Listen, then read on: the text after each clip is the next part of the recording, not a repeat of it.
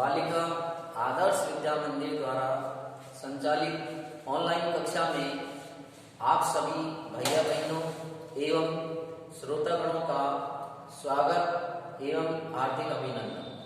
कक्षा 10वीं विषय विज्ञान, दिनांक 22 अक्टूबर 2000, वार गुरुवार। अपना आज जो अध्याय है वो नया अध्याय स्टार्ट अपन करने जा रहे हैं और आज अपन जो अध्ययन करेंगे पाठ 14। पाठ 14 का जो नाम है वो है पादपों का एवं जंतुओं का आर्थिक महत्व। इस पाठ को हमने दो भागों में बांट दिया, क और ख। तो पाठ जो 14 क है उसको अपन ने पादपों का आर्थिक महत्व, यानी आज पहले हम पाठ 14 क के अंदर पादपों का आर्थिक महत्व पढ़ेंगे और उसके बाद फिर बाद में पाठ 14 ख के अंदर जंतुओं का आर्थिक महत्व पढ़ेंगे। तो आइए देखते हैं आज इस वीडियो के अंदर। सबसे पहले अपन ये जानना चाह रहे हैं कि पादपों का आर्थिक महत्व कैसे। देखिए, प्रत्येक व्यक्ति को या मानव को जीवित रहने के लिए या अपना जीवन यापन करने के लिए उसको 3 मूलभूत आवश्यकताएं होती हैं। कोई भी व्यक्ति हो उसको जीवन यापन करने के लिए उसको 3 महत्वपूर्ण आवश्यकताएं होती हैं और वो आवश्यकताएं कौन कौन सी होती हैं। पहली है भोजन, खाने के लिए भोजन। दूसरा पहनने के लिए वस्त्र अर्थात यानी कपड़े। और तीसरा आवास यानी रहने के लिए मकान। तो ये 3 चीज कौन कौन सी होगी? खाने के लिए भोजन, पहनने के लिए वस्त्र और रहने के लिए मकान या आवास। हर व्यक्ति की ये 3 मूलभूत आवश्यकताएं हमारे सामने हैं। अब किस रूप में? भोजन के रूप में अगर हम देखें तो यहाँ पर आप देखिए ये सब पादपों से मिलेंगे जो बोल रहा हूँ। भोजन की दृष्टि से आप देखेंगे तो जैसे अनाज हैं, दालें हैं, मसाले हैं, तेल है, सब्जियां आदि ये सब भोजन है और ये सब हमें पादपों से ही प्राप्त होती है। वस्त्र की दृष्टि से अगर आप नजर डालेंगे तो हमको पहनने के लिए जो भी कपड़े आप देखेंगे जैसे जूट है, कपास है, रेशम आदि ये भी हमें पादपों वगैरह से इनसे प्राप्त होते हैं। और अंतिम जो तीसरी आवश्यकता है, मकान बनाने के लिए विभिन्न प्रकार की इमारती काष्ठीय लकड़ी वगैरह चाहिए, दरवाजे खिड़की वगैरह आदि मकान निर्मित सामग्री के रूप में हमको आवश्यकता होती है। तो कहने का भाव क्या है कि जैव मंडल के अंदर कोई भी जीव जंतु हो, चाहे पेड़ पौधा हो, कोई भी चीजें जो जैव मंडल के अंदर जीव जंतु पेड़ पौधे जो निवास करते हैं वो प्रत्यक्ष नहीं तो अप्रत्यक्ष रूप से यानी डायरेक्ट नहीं तो इनडायरेक्ट रूप से सभी अपनी ये आवश्यकताएं हैं जो पेड़ पौधों पर आवश्यकताएं होती है, यानी पेड़ पौधों के ऊपर ही डिपेंड करते हैं अपने। तो निश्चित रूप से वास्तव में ही जैव मंडल के अंदर जीव जंतु पेड़ पौधों की वास्तव में वनस्पतियों की बहुत ही एक महती भूमिका निश्चित रूप से हम सब की इसके ऊपर ही डिपेंड करती है। आइए आप देखेंगे अगला टॉपिक हम अध्ययन करने जा रहे हैं आर्थिक वनस्पति विज्ञान। आर्थिक वनस्पति विज्ञान क्या होता है, यानी किसे कहेंगे आप? तो नाम से विदित हो रहा है क्योंकि यह एक शाखा है। विज्ञान की बहुत सारी शाखाएं हैं। तो आपने वनस्पति विज्ञान नाम सुना होगा, तो वनस्पति विज्ञान की एक शाखा है। तो आप बताएंगे कि वनस्पति विज्ञान की वह शाखा जिसके अंतर्गत आर्थिक रूप से, किस रूप से? आर्थिक रूप से पादपों का तथा उनसे बने उत्पादों का अध्ययन कराने वाले विज्ञान को ही हम आर्थिक वनस्पति विज्ञान कहते हैं। तो देखो लिखा हुआ है कि वनस्पति विज्ञान की वह शाखा जिसमें आर्थिक रूप से महत्वपूर्ण पादप यानी आर्थिक दृष्टि से कौन कौन से महत्वपूर्ण पादप होते हैं उन पादपों का तथा उनके उत्पादों का अध्ययन किया जाता है। तो इस प्रकार की विज्ञान की शाखा को ही हम आर्थिक वनस्पति विज्ञान कहते हैं। ठीक है, क्लियर? आगे चलिए, अब यहाँ देखना चाह रहे हैं अगला टॉपिक आ रहा है कि आर्थिक रूप से महत्वपूर्ण पादपों के प्रमुख भाग कौन कौन से हो सकते हैं। यानी आर्थिक रूप से महत्वपूर्ण पादपों को हम मुख्य रूप से कितने भागों में बांट सकते हैं? 3 भागों में बांट सकते हैं महत्वपूर्ण दृष्टि से। पहला अपन बांट सकते हैं खाद्य पादपों के रूप में, दूसरा हम देखेंगे औषधीय पादपों के रूप में और तीसरा हम देखेंगे इमारती काष्ठ या महत्वपूर्ण कुछ रेशों की दृष्टि से भी पादपों को 3 भागों में हमने बांट रखा है। तो देखिए आर्थिक रूप से महत्वपूर्ण पादपों को के प्रमुख भाग कौन कौन से होंगे? तीन है यहाँ पर। देखिए पहला भाग है खाद्य पादप, दूसरा औषधीय पादप, तीसरा इमारती काष्ठ एवं रेशे। अब पहला अपन जैसे देखें खाद्य पादप किस दृष्टि से है, तो खाद्य पादप में केवल जो हम अपन अध्ययन करेंगे उसमें कुछ अनाज हैं विभिन्न प्रकार के, जैसे गेहूं है, चावल, मक्का, जो भी है अनाज। उसके बाद कुछ दालें हो सकती हैं, कुछ मसाले हो सकते हैं, कुछ सब्जियां हो सकते हैं, कुछ तेलें। तो ये जो अध्ययन अपन करेंगे खाद्य पादपों के रूप में, ये उदाहरण मैंने आपको दिए। और दूसरा जो हमारा है, अगला जो है इमारती काष्ठ के रूप में आप देखेंगे। इमारती काष्ठ के रूप में आप देखेंगे सागवान है, शीशम है, ठीक है ना, और साथ ही खेजड़ी है, रोइडा, कपास, एवं जूट, इससे संबंधित बातें इमारती काष्ठ में पढ़ेंगे।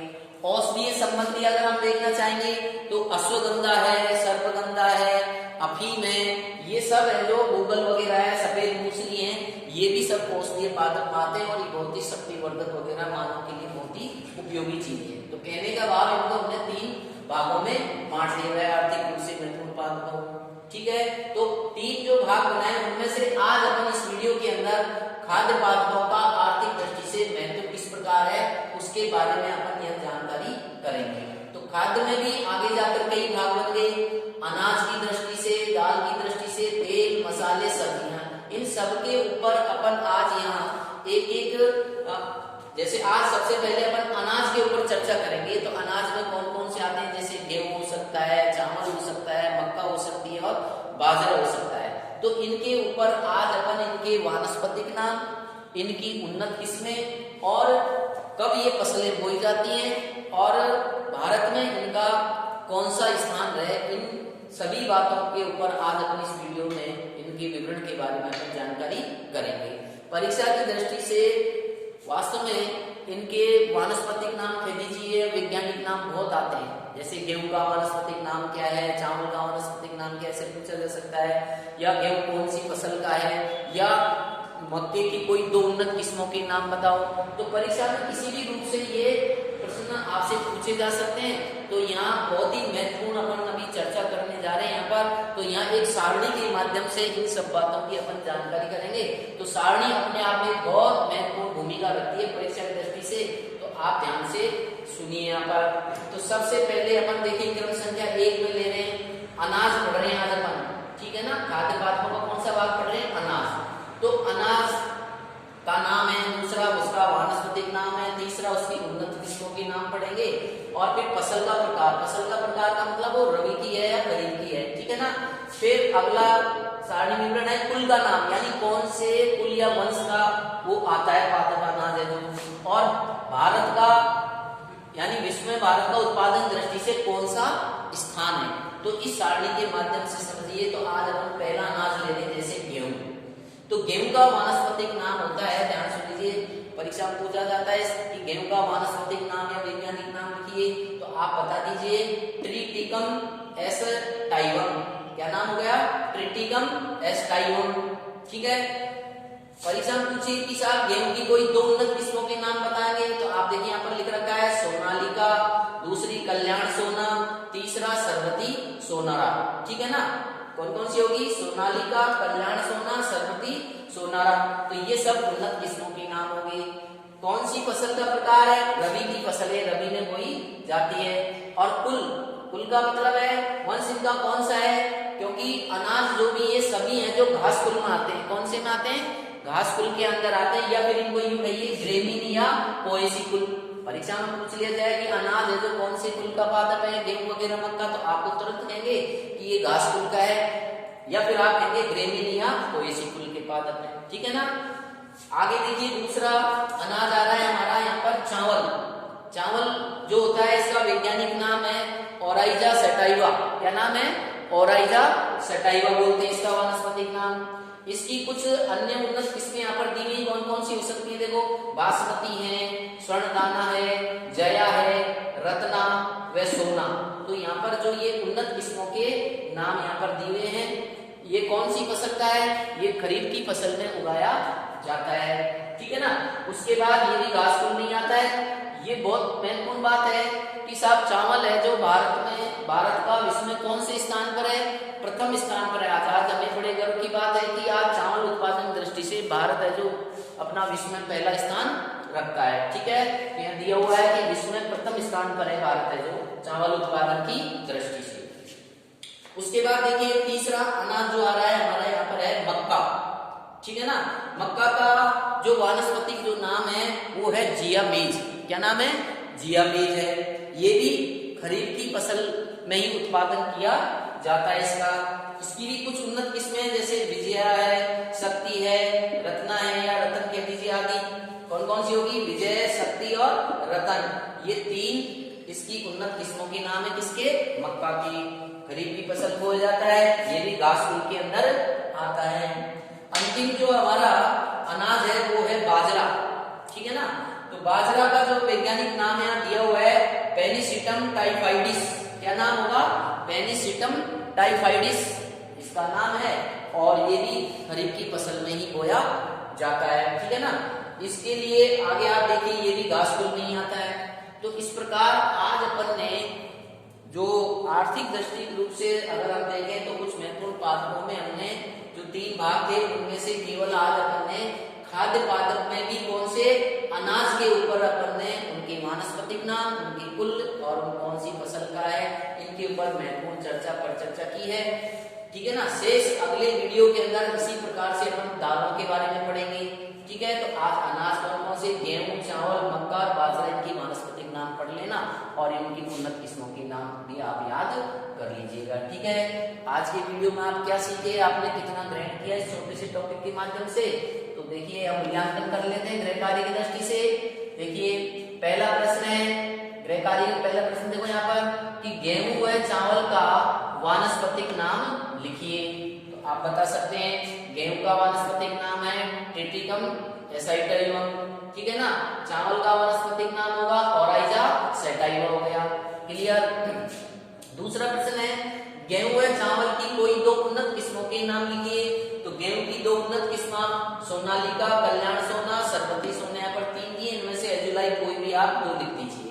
इसी प्रकार चावल में देखिए बासमती है, स्वर्णदाना हो सकता है, जया, रत्ना और सोना, इनमें से कोई दो आप उन्नत किस्में चावल की यहाँ से लिख सकते हैं। क्लियर। तीसरा देखिए चावल उत्पादन की दृष्टि से भारत का विश्व में कौन से स्थान पर है? आज आप देख सकते हैं साफ दिया हुआ है सारणी में कि विश्व में प्रथम स्थान पर है हमारा चावल उत्पादन की दृष्टि से। क्लियर। अंतिम क्वेश्चन हमारा चौथा है, ध्यान से सुनेंगे कि आर्थिक वनस्पति विज्ञान किसे कहते हैं? तो यहाँ पर मिल जाएगा। देखिए वनस्पति विज्ञान की वह शाखा जिसमें आर्थिक रूप से महत्वपूर्ण पादपों तथा उनके उत्पादों का अध्ययन किया जाता है। तो इस प्रकार के विज्ञान को ही हम आर्थिक वनस्पति विज्ञान कहते हैं। लेकिन आगे और कह रहा है प्रश्न कि इसे आर्थिक रूप से महत्वपूर्ण पादपों को कितने भागों में बांटा गया है? तो आप कहेंगे इस टॉपिक के अंदर रखा आर्थिक रूप से महत्वपूर्ण पादपों को तीन भागों में बांट दिया गया है, खाद्य पादप, औषधीय पादप और इमारती एवं काष्ठीय रेशे। ठीक है, तो आज के वीडियो में इतना ही। नमस्कार, धन्यवाद।